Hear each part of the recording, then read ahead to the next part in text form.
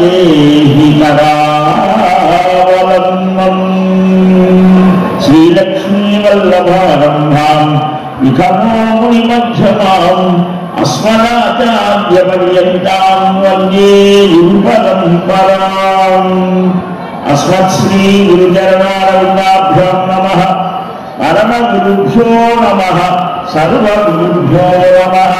పద్భ్యాం శక్తాంతరిక్షేణ క్రాంతిం భూమిం ససాగరాం సగిరీశ్చాప్యతిక్రమ్యభిలకాతల క్షేత్రంలో ఆనంద నిలయ దివ్యధామంలో కొలువై సమస్తమైనటువంటి మానవులను చక్కగా ఆకర్షించి వారికి ఆనందాన్ని అనుగ్రహించి తన అనుగ్రహంతో సర్వోన్నతమైనటువంటి ఉత్తమమైన స్థితిని అనుగ్రహిస్తూ ఉన్నారు. అట్టి స్వామివారి దివ్య పాదపద్మాల దగ్గర కూర్చొని ఆ పరమాత్మ తత్వాన్ని చింతన చేయడం ఎన్నో జన్మల స్ఫూర్త విశేషం. ఈరోజు వైశాఖ శుభ పంచమి. ఈ రోజున ఇద్దరు ఆచార్యులు మనకు భగవద్ రామానుజాచార్యుల వారు, శంకర భగవత్పాదుల వారు అవతరించినారు. మన సనాతన ధర్మాన్ని చక్కగా ఈ విధంగా నడిస్తే భగవద్ అనుభూతి పొందవచ్చు అని ద్వైతాద్వైత విశిష్టాద్వైత సిద్ధాంతాలను అనుగ్రహించారు. వారిలో ద్వైత సిద్ధాంతకర్త మధ్వాచార్యులు వారు. ఆయన మాఘమాసంలో నవమి ఆయన.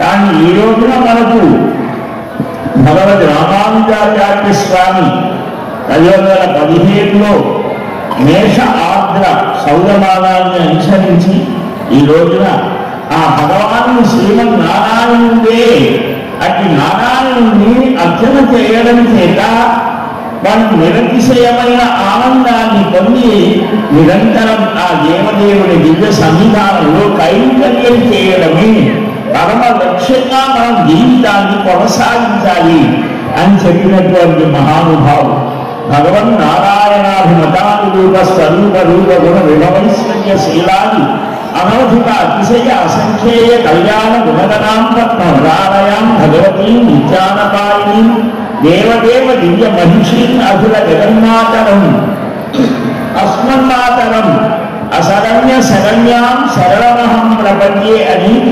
గద్యత్రయాన్ని అనుగ్రహించారు. 9 గ్రంథాల ద్వారా ఆ పరమాత్మ తత్వం, జీవుని యొక్క తత్వం, ప్రపంచ తత్వం, ప్రకృతి యొక్క స్థితి అన్నింటినీ కూడా నిరూపణ చేసి ఈ రెండింటితో జీవ ప్రకృతిలో ఉనికితో కూడినటువంటి పరమాత్మ యొక్క దివ్యమైన స్వరూపాన్ని అవగాహన చేసుకోమన్నారు. ఆనాటి 1000 సంవత్సరాల క్రితం మన భారతదేశం చిత్రమైన పరిస్థితిలో ఉన్నది.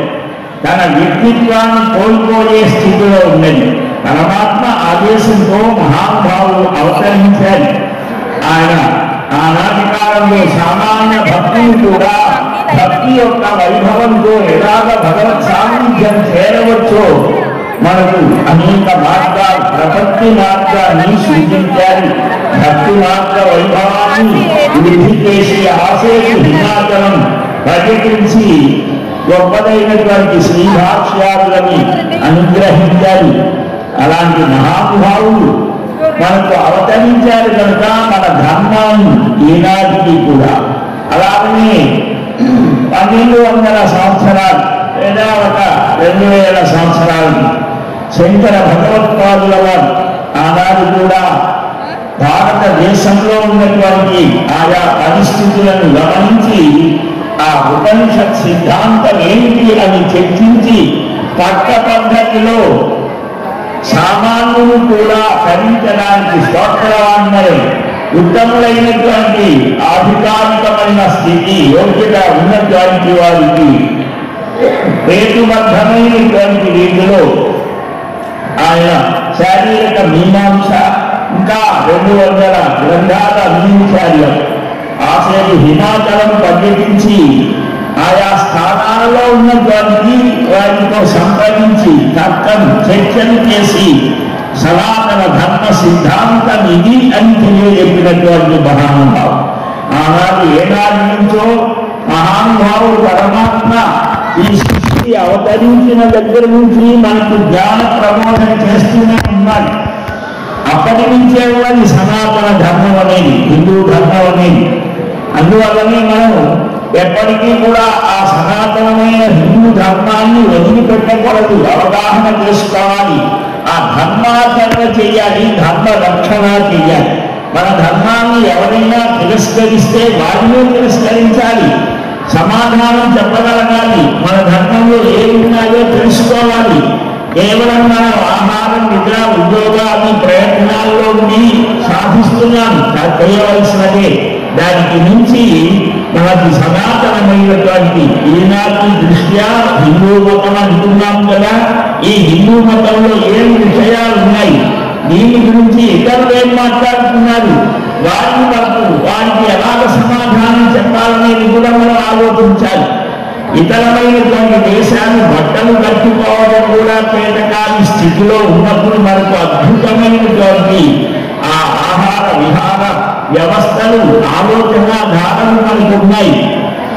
వాటిని మనం చక్కగా గ్రహించి ఈ ఆయా ఆచార్యులు అవతరించినప్పుడు ఏ విధమైన పరిస్థితులు ఉన్నాయి, వారు ఏ విధంగా సమాజాన్ని ముందుకు నడిపారు, ఈ సనాతన ధర్మం యొక్క గొప్పతనాన్ని ప్రపంచానికి ఎలాగ తెలియజేశారు, ఇది మనం తెలుసుకోవాలి.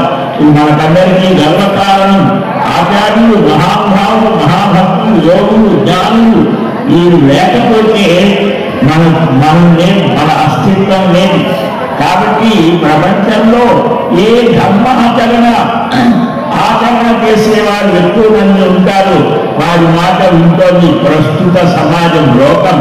ఇది మంచిగా, చెడ్డగా, యోగ్యమైనదా, అయోగ్యమైనదా అనే ఆలోచనలోకి ఎవరు పోవటం లేదు. కాబట్టి సంఖ్య కూడా ఒకటి కొలమానంగా ఇప్పుడు చూస్తూ ఉన్నాం.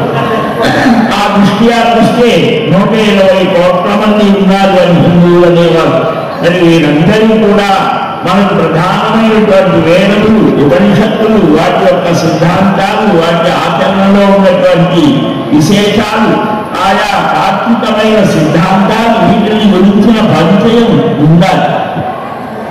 పురాణాలలో మనకు అన్ని విషయాలు దాదాపు వస్తాయి. అందుకని మనం